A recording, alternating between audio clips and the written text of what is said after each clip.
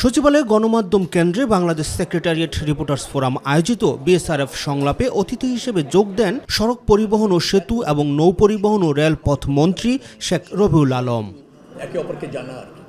পদ্মা সেতুর পিলারের পাশে মাটি কাটা নিয়ে সাংবাদিকদের প্রশ্নের জবাবে তিনি জানান, যে মাটি সরানো হচ্ছে সেটি মূল কাঠামোর অংশ নয়। যে মাটিটা কাটা হচ্ছে সেই মাটিটা ওখানে সরানোর কথা ছিল, থাকার কথা ছিল না, সরিয়ে ফেলানোর কথা ছিল, তাই সরানো হচ্ছে। দেখে মনে হচ্ছে পিলারের গোড়ায় মানে গর্ত হয়ে যাচ্ছে, এই পিলারের সাথে এই স্ট্রাকচারের সাথে ওই মাটির কোনো সম্পর্ক নেই।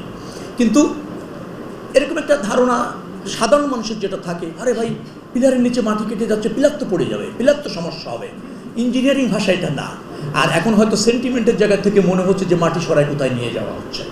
আলটিমেটলি এই ধারণাটা হওয়ার একটাই কারণ হচ্ছে মাটিগুলি প্রাথমিক পর্যায়ে সেতু চলাচলের জন্য উন্মুক্ত হওয়ার পরে সরানো উচিত ছিল, কিন্তু সেটা সরানো হয় নাই। এখন সরানো হচ্ছে বিদায় এইটা আমরা ওই কাজের সাথে সিমিলার মনে করছি না, মনে করছে ভিন্ন কিছু করে মাটি টাটি বিক্রি করে কেউ হয়তো কোনো গোষ্ঠী লাভবান হচ্ছে।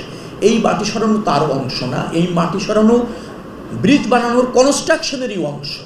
গণপরিবহন ব্যবস্থাপনা ও চলাচলের ক্ষেত্রে শৃঙ্খলা আনা হবে জানিয়ে মন্ত্রী বলেন, 2.5 বছরের মধ্যে রাজধানী থেকে সরিয়ে নেওয়া হবে 4টি আন্তজেলা বাস টার্মিনাল। সায়দাবাদ স্ট্যান্ড আস্তে আস্তে কাজ করে চলে যাবে, ফুলবাড়ি স্ট্যান্ডে চলে যাবে কিরানীগঞ্জে, আপনি জেলখানার ঠিক অপোজিটে, গাবতলিটা চলে যাবে হিমায়তপুরে।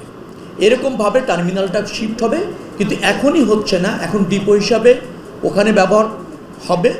আমরা ইতিমধ্যে পদক্ষেপ নিয়েছি যে বাস ব্যক্তি মালিকানায় একই রুটে 2-4-10 জন মালিকের বাস বিচ্ছিন্নভাবে চলবে না, যেটা প্রতিযোগিতা হয়। কেউ স্ট্যান্ডে থামে না, স্ট্যান্ডও নির্দিষ্ট নয়, লোক যেখানে হাত তোলে সেখানে থামিয়ে দেয়। এই পদ্ধতিতে আমরা বাস আর চালাবো না। আমরা প্রত্যেকটা রুটে যারা বাস চালায় তাদেরকে নিয়ে একটা কোম্পানি করতে চাই, নির্দিষ্ট বাস একই কালারের নির্দিষ্ট মানের ফিটনেস রেখে ফ্যাসিলিটিস রেখে চালাতে হবে। এদিকে রূপগঞ্জে বালু নদীর উপর নির্মাণাধীন 2টি সেতু পরিদর্শন করতে গিয়ে সেতু ও নৌপরিবহন প্রতিমন্ত্রী হাবিবুর রশিদ অভিযোগ করেন, একটি কুচক্রী মহল নানাভাবে সরকারের উন্নয়ন কাজে বাধা সৃষ্টি করছে। আমরা উন্নয়নে বিশ্বাস করি, আমরা জনগণের ক্ষমতায় বিশ্বাস করি। রাকিব হাসান, মাই টিভি, ঢাকা।